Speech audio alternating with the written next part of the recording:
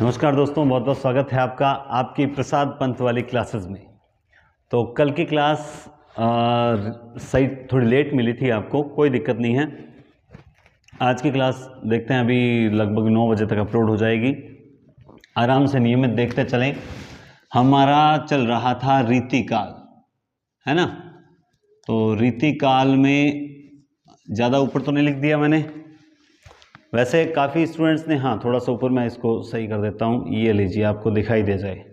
Okay, तो कई students के अभी तक भी व्हाट्सएप में मैंने देखे थे, टेलीग्राम पे मैसेज आ रहे थे कि सर आपने हिंदी पॉइंट जो ऐप है, डिस्क्रिप्शन में लिंक दिया हुआ है, हिंदी पॉइंट ऐप डाउनलोड कर लीजिए। उस पर आपने क्वेश्चंस नहीं डाले। तो मैंने कल आज दोपहर में देखे थे, क्वेश्चन रात को ही अपलोड कर दिए थे, लेकिन वो आपको शो नहीं हो रहे थे। दोपहर के बाद में लगभग 350-400 स्टूडेंट्स ने टेस्ट भी दिया है और हिंदी का टेस्ट भी मैंने अपलोड कर दिया था। तो आप निश्चिंत रहें, क्वेश्चंस आपको मिलते रहेंगे।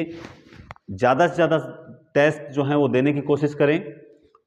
कुछ स्टूडेंट्स रजिस्टर में उतार रहे हैं, वो भी बहुत अच्छी बात है, ठीक है। तो टेलीग्राम चैनल ज्वाइन कर लें ताकि कोई भी सूचना हो आपको वहाँ पे मिल जाएगी, और लिंक दिया हुआ है। तो कल हमने केशवदास किया था, चिंतामणि किया था, मतीराम किया था। आज हम करेंगे कुलपति मिश्र। किसको करेंगे? कुलपति मिश्र। देखिए, कुल का पति होने के लिए, आप भी अगर किसी कुल के पति होने चाहते हैं तो कुल का पति होने के लिए आपका जन्म 1660 में होना चाहिए। 60 साल एज होती है तभी आप कुलपति बन पाते हैं, कुलपति मिश्र, ठीक है। कुलपति मिश्र का जन्म जो हुआ था वो आगरा में हुआ था। कहाँ हुआ था? आगरा में। भाई, कुल का पति बनने के लिए आपको आगरा भी जाना पड़ेगा। कुलपति मिश्र के बारे में खास बात यह है कि जयपुर के नरेश राम सिंह के दरबार में थे। ये किसके दरबार में थे? जयपुर नरेश राम सिंह। जयपुर नरेश राम सिंह के दरबार में ही रहते थे। इनकी प्रसिद्ध रचना है, भाई कुल का पति होने के लिए आपको 60 साल का होना चाहिए। ये एक रहस्य की बात है, ये एक रहस्य की बात है। तो इनकी एक रचना है, उसका नाम क्या है? रस रहस्य, ठीक है। और कुल का पति होना ये 60 साल का होता है तो रहस्य की बात होती है, और आपको कुल का पति बनने के लिए संग्राम भी करना पड़ता है। तो एक रचना और है इनकी, संग्राम सार। कौन सी रचना है? संग्राम सार और रस रहस्य, ये दोनों इनकी रचनाएं मानी जाती है। क्लियर बात है। उसके बाद हम पढ़ेंगे कुलपति मिश्र। कुलपति मिश्र का जन्म 60 में हुआ था, आगरा, राम सिंह जयपुर के दरबार में थे, और इनकी 2 रचनाएं हैं, रस रहस्य और संग्राम सार। अब बात करते हैं हम जसवंत सिंह जी की। उसके बाद हम कौन से कवि लेते हैं? जसवंत सिंह। जसवंत सिंह का जन्म हुआ था 1627 में। जसवंत सिंह का जन्म हुआ था 1627 ईस्वी में इनका जन्म हुआ था। और ये मारवाड़ के, वो हमारे को कहते हैं गुरुजी और जोधपुर आड़ा ही आ गए, हाँ जोधपुर आड़ा ही है ना। जसवंत सिंह जी 1627 में जन्म हुआ था। इनके प्रसिद्ध ग्रंथ आपको याद रखने हैं, भाषा भूषण। कौन सा है? भाषा भूषण, सिद्धांत बोध, सिद्धांत बोध। उसके बाद है सिद्धांत सार, सिद्धांत बोध, सिद्धांत सार, भाषा भूषण, अपरोक्ष सिद्धांत। कौन सा है? अपरोक्ष सिद्धांत, अपरोक्ष सिद्धांत। और एक है आनंद विलास, एक है आनंद विलास। तो जसवंत सिंह जी के ये प्रसिद्ध ग्रंथ हैं। जसवंत सिंह जी का जन्म 1627 में हुआ था। इनके कुछ ग्रंथ हैं जिनमें भाषा भूषण है, जिनमें सिद्धांत बोध है, जिनमें सिद्धांत सार है, अपरोक्ष सिद्धांत है और आनंद विलास है। इससे बाहर सेकंड ग्रेड में नहीं पूछा जाएगा, आप निश्चिंत माने और निश्चिंत रहें। अब हम बात करते हैं आज के सबसे टॉप कवि, और जिनका नाम सुनते ही रीतिकाल में हलचल मच जाती है। उनका नाम है देवदत्त द्विवेदी। देवदत्त द्विवेदी का जन्म हुआ था 1673 में। कितने कब हुआ था? 1673। इनका जन्म 1673 में हुआ था, लेकिन इन्होंने कुल 72 ग्रंथ लिखे थे। कुल कितने ग्रंथ लिखे थे? 72 लिखे थे, जिनमें से 15 जो ग्रंथ हैं वही उपलब्ध हैं। जिनमें से 15 ग्रंथ जो हैं वो क्या हैं? वो उपलब्ध हैं। जिनमें से 15 ग्रंथ ही उपलब्ध माने जाते हैं। देवदत्त द्विवेदी। तो आप देखिए, एक एक चीज दिखाई तो दे रहा है आपको? हाँ जी, सही दिखाई दे रहा है। तो आप बिल्कुल जो लाइव आ रहे हैं उन सभी को मैं नमस्कार करना चाहता हूं।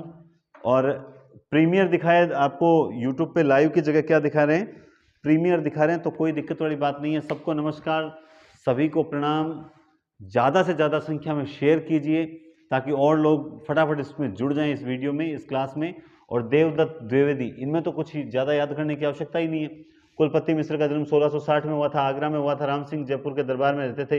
ये सबसे रस, रहस्य और संग्राम सार इनकी रचना है। ठीक है, तो अब फटाफट ज़्यादा से ज़्यादा शेयर कर दीजिए ताकि मैं अगली एआरसी की परिभाषा आपको बता दूं। वो कहते हैं कि रीति काल में, एआरसी क्या कहते हैं कि रीति काल में जो देव है, रीति काल में देव बड़े ही प्रगल्भ व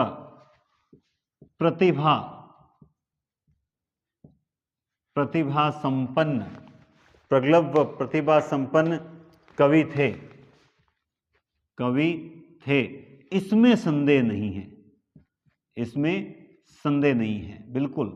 ये देवदत्त बहुत ही प्रतिभावान कवि थे और इस बात में किसको संदेह नहीं है, एआरसी को संदेह नहीं है। देखिए, इनके बारे में ये भी कहा जाता है कि भाई अक्खड़ स्वभाव था इनका।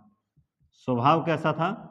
अक्खड़ स्वभाव था। इस कारण से ये किसी एक राजा के आश्रय में जो है वो नहीं रहे थे, बल्कि अनेक राजाओं के आश्रय में इनको रहना पड़ा था। इनको अनेक राजाओं के आश्रय में रहना पड़ा था। ये बात भी क्लियर हो जाती है।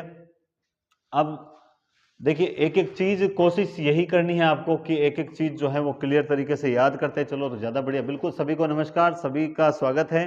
और समय पर आप जरूर पधारें रोजाना, ताकि हाथों हाथ चीज याद हो जाए। हाथों हाथ जो याद हो जाती है उसकी होड़ ही नहीं होती। ठंड ज़्यादा है, स्वास्थ्य का ध्यान रखें और आराम से अभी रजाई में बैठे बैठे कुलपति मिश्र का जन्म 60 में हुआ था। ये रहस्य की बात थी। संग्राम करने के बाद कुल का पति बना जाता है, बात खत्म हो जाती है ना। जसवंत सिंह ने भाषा भूषण लिखा था, सिद्धांत बोध लिखा था, तो सिद्धांत सार भी लिखा था, अपरोक्ष सिद्धांत लिखा था, आनंद विलास लिखा था, बात खत्म हो जाती है। देवदत्त द्विवेदी, देवदत्त 73 में जन्म हुआ था, 73 में जन्म हुआ था, लेकिन एक कम 72 इन्होंने कुल ग्रंथ लिखे थे, लेकिन उपलब्ध तो सिर्फ 15 ही होते हैं।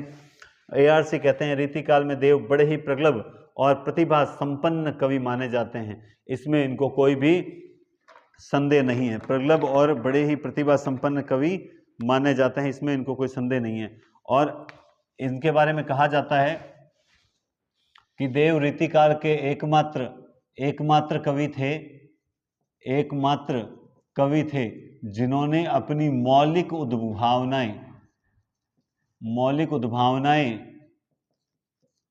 धारणाएं है क्या, मौलिक उद्भावनाएं दी, या धारणाएं बात है कि है वैसे, उद्भावनाएं दी थी। और हम पढ़ेंगे भी अभी कि इन्होंने कौन सा संचारी भाव दिया था या कौन सा क्या दिया था, है ना। रस इन्होंने, आपको पता है, चलो कमेंट बॉक्स में बताओ। देखें, सभी लाइव चल रहे हो ना आप सभी, प्रीमियम दिखाई दे रहा है, कोई दिक्कत नहीं। मैं हाथों हाथ आपके कमेंट्स, सबके कमेंट्स भी देख रहा हूँ। आपको लगता है मैं नहीं देख रहा, बस सबके कमेंट्स देख रहा हूँ। तो आप फटाफट मुझे बता दीजिए कि इन्होंने कौन सा संचारी भाव दिया था, फटाफट बताइए। देखिए, देखते हैं सबसे मेरे लिखने से पहले किसका जवाब आता है। थोड़ा एक्टिव रहा करो, वैसे सुस्त मत रहा करो, मैं पढ़ाते हुए भी सुस्त नहीं रहता, है ना। तो इन्होंने एक छल नामक संचारी भाव दिया था। कौन सा संचारी भाव था? छल नामक संचारी भाव दिया था। लेकिन किसने इस छल नामक संचारी भाव को मानने से इनकार कर दिया था भाई, बताओ। देखें, बाद में इसे माना नहीं जाता है। वो कहते हैं भाई ये तो अभिहिता का ही एक भाग माना जाता है। नहीं माना जाता है क्या? इन्होंने इनका प्रिय अलंकार की बात करें अगर, बताओ। देखिए, इनके प्रिय अलंकार वही थे जो हम पहले कहीं पढ़ के आए हैं। इनके प्रिय अलंकार जो थे वो यमक और अनुप्रास थे। इनके प्रिय अलंकार जो हैं वो थे यमक और अनुप्रास। इन्होंने एक पंक्ति कही थी कि अभिधा उत्तम काव्य है, मध्य लक्षणाहीन। इनकी प्रसिद्ध पंक्ति क्या है? अभिधा। इससे क्या पता चलता है? इन्होंने अभिधा शब्द शक्ति को प्रभावशाली माना है। अभिधा उत्तम काव्य है, अभिधा उत्तम काव्य है और मध्य लक्षणाहीन, मध्य लक्षणाहीन। देखो जो ऑफलाइन क्लासेस वाले स्टूडेंट्स हैं वो भी अगर इस वीडियो को देख रहे हैं तो निश्चित रूप से उनके दिमाग में अब जो चलने लग गई होगी कि इनकी मैं रचनाएं जो लिखाऊंगा वो कौन कौन सी रचनाएं लिखाऊंगा। तो उन सबको पता चल गया होगा कि अच्छा क्रम से कोई अगर ऑफलाइन वाला स्टूडेंट देख रहा है तो वो क्रम से जरूर बताएं। देखिए सबसे पहले हम भाव विलास है, उसके बाद कुशल विलास, भाव विलास कुशल विलास है, उसके बाद भवानी विलास, भाव विलास कुशल विलास भवानी विलास। कमेंट बॉक्स बराबर दिखाई दे रहे हैं मुझे, मैं देख रहा हूं, आप कमेंट बॉक्स में तुरंत बताएं भाव विलास। चलिए पहले 3 ही लिखेंगे, मैं क्रम से लिखूंगा सारी। आप मुझे बताइए भाव विलास का किस किस को पता है, कौन कौन पढ़ के आया है कि इसका सन क्या क्या होगा। भाव विलास कुशल विलास भवानी विलास, बताइए, देखिए फटाफट बताइए, भाव विलास कुशल विलास भवानी विलास का सन बताइए। आप सन बताओ तब तक मैं दूसरी और लिख दूं क्या। तो भाव विलास कुशल, उसके बाद है प्रेम चंद्रिका, प्रेम चंद्रिका, उसके बाद रस विलास, प्रेम चंद्रिका, भाव कुशल भवानी, फिर प्रेम चंद्रिका आती है। और प्रेम के बाद में ही तो रस उत्पन्न होता है, जब तक प्रेम नहीं तो रस कैसे उत्पन्न होगा, है ना। प्रेम चंद्रिका के बाद रस विलास, उसके बाद अष्टयाम, अष्टयाम के बाद एक रसायन आती है, कौन सी है, अष्टयाम। अष्टयाम के बाद शब्द रसायन, जिसे काव्य रसायन भी बोला जाता है, अष्टयाम।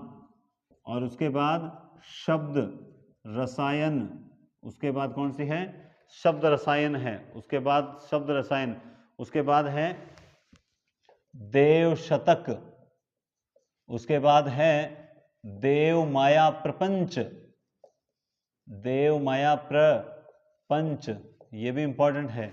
कौन कौन सी, भाव विलास कुशल विलास, 3 तो विलास, वैसे विलास 4-5 है। भाव विलास कुशल यानी भ के बीच में क है, भाव कुशल भवानी, फिर प्रेम चंद्रिका, फिर रस विलास, फिर अष्टयाम, फिर शब्द रसायन, शब्द रसायन, फिर हो जाएगी देव शतक, देव शतक के बाद देव माया प्रपंच। देखो देव से 3 हो गई, देव शतक हो गई, देव माया प्रपंच हो गई, और देव चरित्र, और कौन सी है, ये 3 देव से हो गई, देव चरित्र। तो एक बार हम यहीं तक लिखते हैं। अब आप देखिए सबसे पहले सन अब तक आपने कमेंट बॉक्स में कर दिया होगा 89, 89 की बात हो रही है। 300 साल बाद में किसका जन्म होता है, जयशंकर प्रसाद का जन्म होता है 1689, 1689, 89। बाकी इनका क्रम याद रहे ना, वो ज़्यादा बेस्ट है। वैसे सेकंड ग्रेड में तो इतना ही पूछा जाएगा कि एक आध रचना का बारे में पूछा जाएगा। एक अगर पूछा जाए तो ये पूछा जा सकता है कि ये आजम शाह के आश्रम में लिखी गई थी, किसके आश्रम में लिखी गई थी, और ये मात्र 16 वर्ष की, इन्होंने 16 वर्ष की आयु में भाव विलास लिख दी थी। यानी जब ये 16 वर्ष के थे तभी इनके हृदय में कई प्रकार के भावों का जो भाव उमड़ने स्टार्ट हो गए। कुशल विलास जो है वो कुशल सिंह के आश्रम में लिखी थी, कुशल विलास जो है वो कुशल सिंह के आश्रय में लिखी गई थी। तो भाव विलास जो है आजम शाह, और जब इंपॉर्टेंट भी है, सबसे पहली रचना है ना भाव विलास जो है 1689 में, ये इंपॉर्टेंट भी है कुशल सिंह के आश्रय में। भवानी विलास हो गई भवानी दत्त के आश्रय में, भवानी विलास मैंने लिखी नहीं क्या, अच्छा भवानी नहीं लिखी, भवानी दत्त, भवानी दत्त के आश्रय में है। प्रेम चंद्रिका, ये बहुत इंपॉर्टेंट रचना है भाई, अगर आप याद करना चाहते हो सेकंड ग्रेड के साथियों, तो प्रेम चंद्रिका में क्या है कि मतलब राजा उद्योत के लिए, है ना, या फिर यूं सीधा सुनो कि इन्होंने पैसे कमाने के लिए, पैसे कमाने के लिए अगर किसी रचना, कोई रचना लिखी है तो वो यही रचना है प्रेम चंद्रिका। यानी इन्होंने प्रेम को क्या कर दिया था राजा उद्योत के लिए, और पैसे कमाने के लिए जो रचना लिखी थी, वेरी वेरी इंपॉर्टेंट रचना है मेरी दृष्टि में, ठीक है ना। और साथ में इसमें एक चीज और बताया गया, इसमें क्या है कि इसमें है भाई प्रेम चंद्रिका, हाँ इसमें क्या है, विषय वासना, जो विषय वासना के दुष्परिणाम बताए हैं, विषय वासना के दुष्परिणाम बताए हैं, और प्रेम का महात्म्य, महात्म्य बताया गया। प्रेम वासना के, विषय वासना के दुष्परिणाम बताए और प्रेम का महात्म्य बताया है, और ये पैसे कमाने के लिए लिखी गई रचना है। ध्यान रखना, रस विलास जो है, रस आदमी को भोगने से आते हैं, इसीलिए ये जो रस विलास है ये भोगीलाल के आश्रय में लिखी गई थी।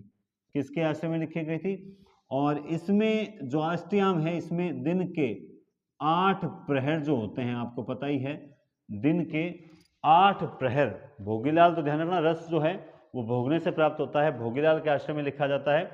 इसके बाद में अगर मैं कहूं तो ये जो अष्टयाम है, दिन के 8 प्रहर में जो नायक नायिका के जो विविध विलास है ना, उस विविध विलासों का वर्णन है। ठीक है, अब बात करते हैं हम शब्द रसायन की, कर लेते हैं। शब्द रसायन जो है इसका दूसरा नाम है काव्य रसायन, इसका दूसरा नाम है काव्य रसायन। और इसके बारे में कहा जाता है कि ये इनका सर्वांग निरूपक ग्रंथ है। क्या है? इनका सर्वांग निरूपक ग्रंथ है। कौन सा ग्रंथ है? ये इनका सर्वांग निरूपक। अच्छा, नीचे दिखाई नहीं दे रहा है ना, तो थोड़ा सा नीचे कर देता हूं ताकि अब आपको वीडियो, हाँ जी ये लीजिए, ताकि यहाँ तक आपको दिखाई जाए। शब्द रसायन दिखाई दे रहा है ना? हाँ, मैंने क्या है, यहाँ इस शब्द रसायन का दूसरा नाम लिखा है काव्य रसायन। काव्य रसायन शब्द रसायन है ना। तो इनकी रचना है, देखिए, भाव विलास, कुशल विलास, भवानी विलास, प्रेमचंद्रिका, प्रेमचंद्रिका के बाद रस विलास, अष्टयाम और शब्द रसायन, इसी का नाम काव्य रसायन है। देव शतक, देव माया प्रपंच, देव चरित्र। इंपॉर्टेंट अगर मैं बात कहूं तो फिर बता देता हूं आपको, एक तो आजम शाह के आश्रम में भाव विलास लिखी गई थी, और दूसरा याद रखना कि इनकी जो ये रचना है पैसे कमाने के लिए, वो रचना भी आप विशेष याद रखें। ठीक है, इसके अलावा इनकी एक विलास और भी है, उसका नाम है जाति विलास। यहां तक मैंने लिख दी थी जाति विलास, ये रचना भी इनकी है। कौन सी रचना है? जाति विलास। तो देखो, सेकंड ग्रेड में इतना ज़्यादा विशेष भी नहीं आएगा, आप अगर ये बेसिक बेसिक चीज़ें अगर ध्यान में रखते हो। कुछ लोग कहते हैं सर आप बहुत कम पढ़ा रहे हो, तो कोई कॉलेज लेक्चर की तैयारी थोड़ी कर रहे हो। सेकंड ग्रेड में प्रश्न कितने आने, लोगों ने अभी तक सिलेबस भी नहीं पढ़ रखा ढंग से। अगर सिलेबस पढ़े ना तो उसमें साफ साफ लिखा हुआ है, क्या लिखा हुआ, मैंने एक दिन आपको यूट्यूब पे बताया था कि हिंदी साहित्य की प्रवृत्तियाँ हैं, विशेषताएं हैं, काल विभाजन है, नामकरण है, और प्रमुख कवि और उनकी रचनाएं हैं। अब अगर मान लो कुलपति मिश्र की रचनाएं पूछेगा तो ये दो ही तो पूछेगा, जसवंत सिंह की रचनाएं पूछेगा तो बस यही पूछेगा। एक आध परिभाषा पूछ ली तो मैं बताते हुए चल रहा हूं परिभाषा। इसके अलावा अगर देव की रचनाएं पूछ ली तो इससे बाहर क्या पूछेगा भाई। मारवाड़ी कहने गुण करी तो इतो ही घणो ही है, और नहीं जन थे कितो ही पढ़ लो, है ना। तो कुछ लोगों की आदत क्या होती है, ज्यादा से ज्यादा किताबें खंगालते हैं, डीप जाते हैं। वो ये नहीं देखते कि सेकंड ग्रेड में हिंदी साहित्य के प्रश्न तो 10 आने, बाकी जो 5 से 10 प्रश्न आते हैं वो आते हैं आपकी 9वीं से 12वीं की जो रचनाएं हैं, उनमें से जो कवि हैं उनकी रचनाओं से संबंधित कोई प्रश्न पूछ सकते हैं। तो प्रश्न तो आने हैं 10 और माथाफोड़ी करते हैं बस की, है ना। समझिए, तो इतनी। अब हाँ, रचनाएं मैं और बता देता हूं, जैसे प्रेम तरंग, सुख सागर, सुख सागर तरंग, प्रेम तरंग, सुख सागर तरंग और राग रत्नाकर। अब याद इतनी, इससे ज्यादा कितनी कितनी लिखा दी मैंने, 1 2 3 4 5 6 7 8 9 10 11 12 13 14 15 हो गई ना पूरी, है ना। 14-15 रचनाएं मैंने लिखा दी और 15 ग्रंथ उपलब्ध हैं। अब इसके अलावा एक्स्ट्रा कहाँ से बताएं। ठीक है, अब देव के बारे में अगर याद रखना हो तो देव ने क्या किया था, देव ने एक चौथी एक रीति बताई थी। बोला चौथी तात्पर्य नामक रीति बताई थी। किस नामक? तात्पर्य नामक। जैसे वैदर्भी गौड़ी पांचाली है ना, तो उसके बाद चौथी रीति बताई थी जिसका नाम क्या रखा था, तात्पर्य नामक रीति बताई थी, जिसे बाद में अस्वीकार कर दिया जाता है। बोला नहीं, ऐसी रीति हमें नहीं, इसको मतलब क्या कहते हैं कि वो नहीं मिली थी, स्वीकृति नहीं मिली थी, है ना। और ऐसे ये जो छल है, छल के बारे में कहा गया, छल ये रहा, छल के बारे में ARC ने कहा था भाई ये तो है ना अवहिता का एक भाग है। क्या है? अवहिता के अंदर छल शामिल होता है, तो फिर उसको भी स्वीकार नहीं। हालांकि उन्होंने मौलिक उद्भावनाएं प्रकट की, लेकिन उसे मान्यता नहीं मिली, स्वीकार नहीं किया गया था। अब जैसे एक कवि और ले लेते हैं। अब उस कवि के बारे में क्या लोगे, बार बार फेमस आ रहा है। स्क्रीनशॉट लेना है क्या किसी को? मुझे नहीं लगता इसका स्क्रीनशॉट लेने की आवश्यकता है, स्क्रीनशॉट लेने की आवश्यकता तो नहीं है, फिर भी किसी को लेना तो ले लिया होगा। अब जैसे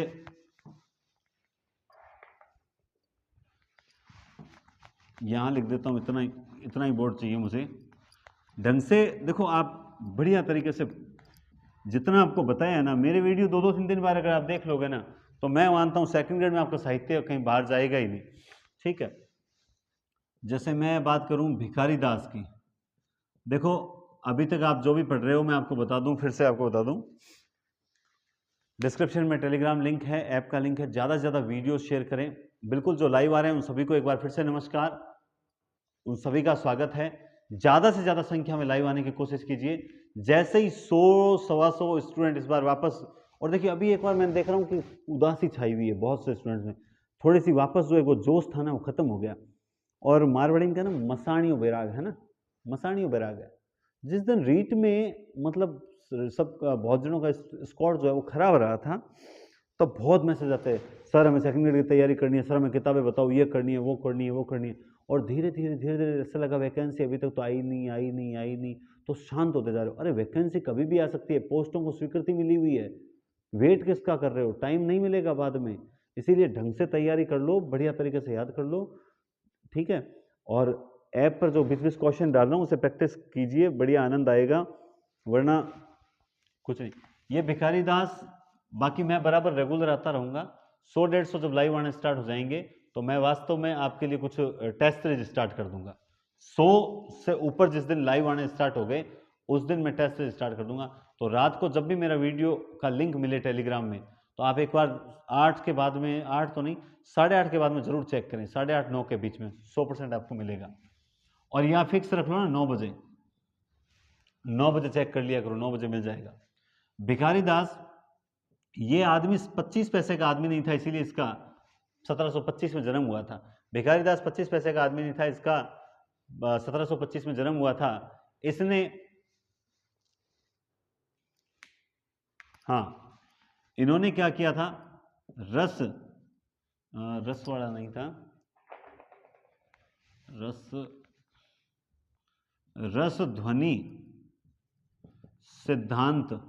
ध्वनि सिद्धांत की स्थापना की। ठीक है, और इन्होंने काव्य में तुक, जो तुकबंदी मिलाता है ना काव्य में, इन्होंने काव्य में तुक को काव्य का अंग माना, काव्य का अंग माना था। इन्होंने काव्य में तुक को, भाई काव्य में तुक को काव्य के अंग के रूप में ग्रहण किया, या यहां लिख देता हूं ग्रहण किया।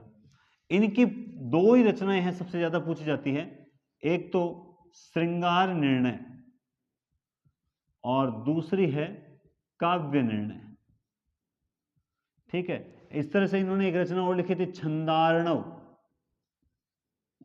ठीक है, और रस सारांश, ये इनकी चारों रचनाएं इंपॉर्टेंट है। ये सब 25 पैसे का आदमी नहीं ऐसा बोल सकते हैं, देखिए हास्य है, सीरियसली मत ले लेना, है ना। और ये ध्यान रखना कि इनके 2 प्रसिद्ध रचनाएं हैं, काव्य निर्णय और श्रृंगार निर्णय, छंदार्णव, रस सारांश। तो कुलपति मिश्र, जसवंत सिंह देव और भिखारी दास 4 कवि हैं, चारों की आपको मैंने रचनाएं बता दी। श्रृंगार निर्णय, काव्य निर्णय याद रखना बड़ा अच्छा तरीका है। भिखारी दास भिखारी था, 25 पैसे का आदमी, कोई से 25 पैसे नहीं देता था, लेकिन निर्णय बड़े बड़े करता था। श्रृंगार निर्णय, काव्य निर्णय, श्रृंगार निर्णय और काव्य निर्णय, छंदार्णव ये रस सारांश लिखा करता था, लेकिन रस ध्वनि सिद्धांत की स्थापना भी की थी। काव्य में तुक को इन्होंने काव्य के अंग के रूप में ग्रहण किया था। तो आराम से रिलैक्स होकर याद करो ना, डेली 4-4 कवि, तो भी बहुत आनंद आ जाए।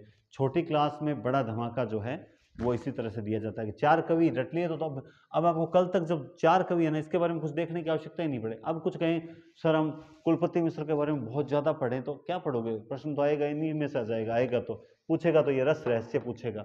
अगर जसवंत सिंह पूछेगा तो भाषा भूषण पूछेगा या आनंद विलास पूछ लेगा, इससे ज़्यादा नहीं पूछेगा। देव के भाई ज़्यादा से ज़्यादा कुल ग्रंथ कितने हैं, 72 हैं। 15 मौलिक उद्भावनाएं, छल, तात्पर्य नामक रीति छल, संसारी भाव है। अभिधा, तो इनके फेवरेट जो हैं यमक और अनुप्रास है। ये भाव विलास, कुशल विलास, भवानी विलास, प्रेम चंद्रिका के बाद अष्टयाम के बाद में अच्छा हाँ सॉरी, रस विलास, अष्टयाम, काव्य रसायन, शब्द रसायन, काव्य रसायन को शब्द रसायन कहा जाता है, जाति विलास, देव माया प्रपंच, देव शतक, देव चरित्र, और फिर ये बस के 3, प्रेम तरंग, सुख सागर तरंग, राग रत्नाकर। और क्या पूछेगा पूछ के, और कुछ नहीं पूछेगा। कौन से किसके आश्रम में लिखे गए, एक आजम शाह के आश्रम में, एक कुशल सिंह के आश्रम में, एक भवानी दत्त वैश्य के आश्रम में है, एक भोगीलाल के आश्रम में है, एक पैसे कमाने के लिए लिखी गई रचना है, तो एक सर्वांग निरूपक ग्रंथ है, तो एक ग्रंथ जो है उसमें दिन के 8 प्रहरों में जो नायक नायिका के जो विविध विलास हैं उनका वर्णन है। इससे ज़्यादा क्या पूछेगा, कुछ नहीं पूछेगा, टेंशन लेने की आवश्यकता ही नहीं है। सेकंड ग्रेड की तैयारी कर रहे हो तो रामबाण बता रहा हूँ, बाकी आपकी इच्छा है। ठीक है, तो हम मिलते हैं कल शाम इसी वक्त। तब तक के लिए आप सभी को बहुत बहुत धन्यवाद। अभी तक भी शेयर नहीं किया तो जल्दी से जल्दी ज़्यादा से ज़्यादा स्टूडेंट्स को शेयर करें, लाइक करें, सब्सक्राइब करें। बहुत बहुत धन्यवाद एंड शुभ रात्रि।